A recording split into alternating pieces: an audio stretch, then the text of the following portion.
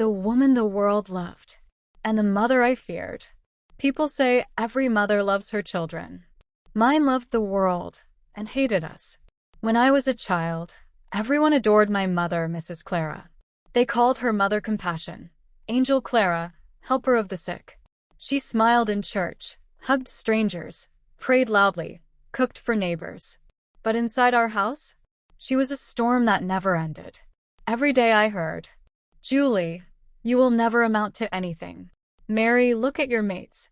Michael, you are as stupid as your father." She never touched us with love, only rage. My father tried. God knows he tried.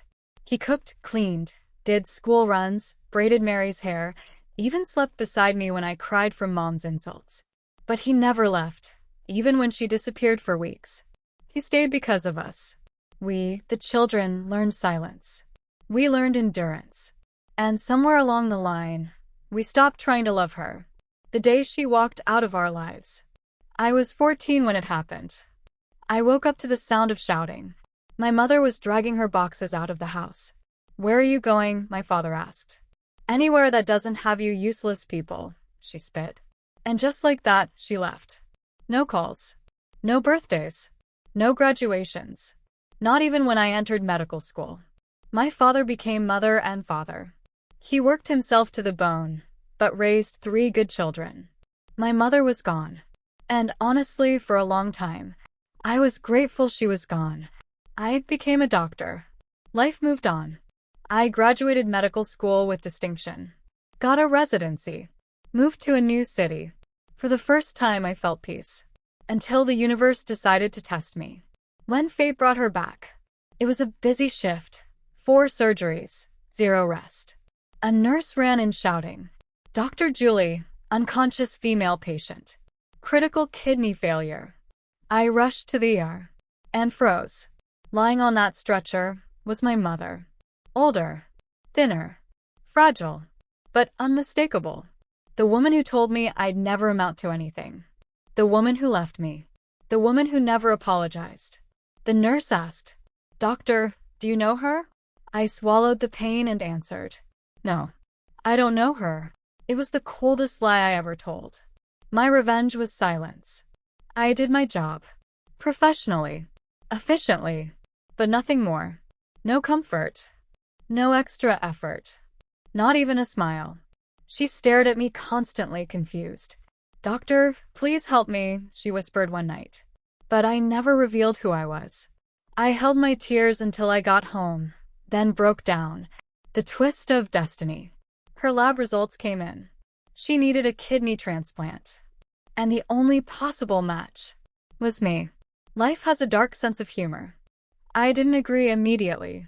Instead, I asked for something she had denied us all our lives. A genuine apology. I stood by her bed and said, "You want my help? Call your children. Apologize." She froze, but nodded. Karma dialed back. She dialed Michael, he didn't pick. She dialed Mary, blocked. She dialed my father. He refused to answer. Every call fell like a brick on her chest. The loneliness she gave to us came back to her, multiplied. She cried for hours.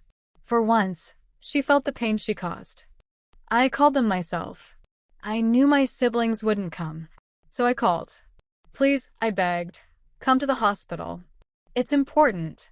They came because they respected me and our father, not because of her. When they saw her lying there, their faces changed. Mary ran out crying. Michael clenched his fists.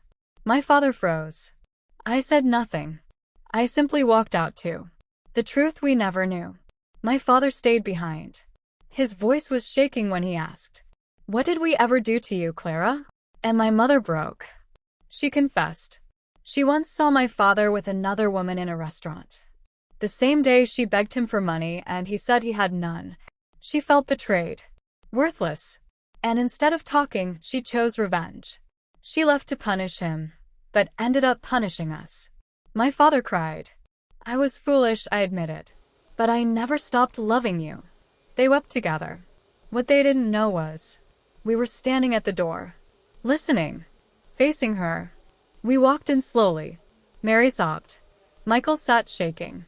My father stood helpless. My mother stared at us and whispered, "My children, I am sorry. I destroyed everything." Something inside me softened.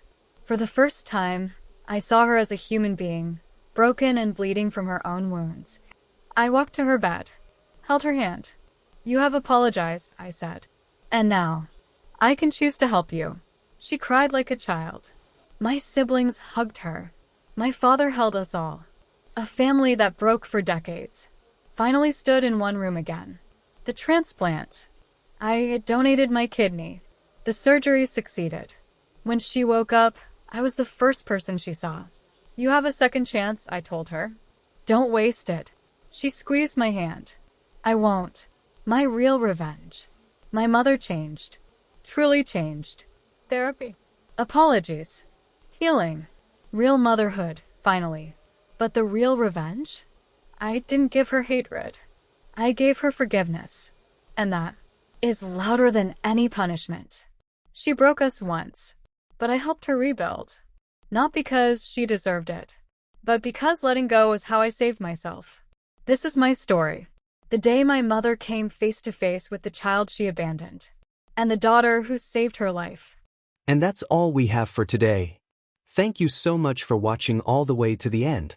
If you found any value in this video, smash that like button and hit subscribe so you don't miss anything.